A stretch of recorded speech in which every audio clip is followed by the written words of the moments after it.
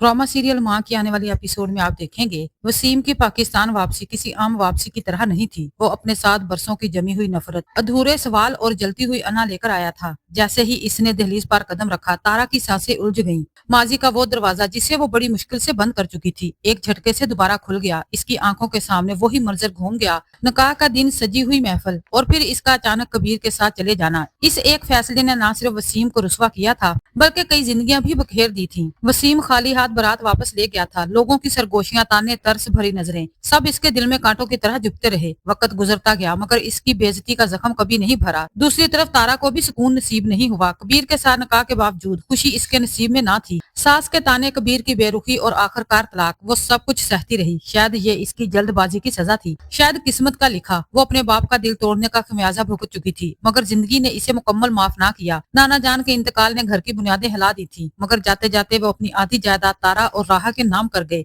यही बात घर के माहौल को मजीद तलख बना गई। राहा के दिल में अजीब सा खला था। वो अपनी माँ की आंखों में मोहब्बत तो देखती थी, मगर दिल में शक और नाराजगी की दीवार खड़ी हो चुकी थी। मेरा बाप कौन है, ये सवाल वो बार बार दोहराती। क्या मैं इतनी गैर हूँ कि मुझे सच भी ना बताया जाए? तारा हर बार खामोश हो जाती। इसकी खामोशी ही इसका इतराफ भी थी और मजबूरी भी। वो राहा को अपने सीने से लगाना चाहती थी, मगर राहा हर बार खुद को अलग कर लेती। माँ बेटी के दरमियान एक अनदेखा फैसला बढ़ता जा रहा था। यही फैसला तारा को अंदर ही अंदर खा रहा था। वो बीमार पड़ने लगी, कमजोर होती गई, मगर सच जुबान पर ना ला सकी। इधर वसीम ने खामोशी से अपनी चालें चलना शुरू कर दी। कभी कारोबार का बहाना, कभी ताजियत का हवाला। वो घर आता बैठता, सबको गौर से देखता। इसकी आंखों में अजीब सा सुकून होता, जैसे कोई शिकारी अपने शिकार को थका हुआ देखकर मुतमिन हो। आसिया भी इसके करीब आ चुकी थी। वसीम ने इसके दिल में हमदर्दी का बीज बो दिया था और ऐसा ऐसा वो इसके मंसूबे का हिस्सा बनती जा रही थी। एक शाम सबको ड्राइंग रूम में बुलाया गया। वसीम ने गहरी आवाज में ऐलान किया, राहा और जैरून का निकाह अगले महीने होगा। ये सुनकर जैसे वक्त रुक गया, बतूल के चेहरे से रंग उड़ गया। जैरून की आंखों में बेयकीनी थी। ये मेरा फैसला नहीं, वो बोल उठा। वसीम ने सर्द लहजे में जवाब दिया,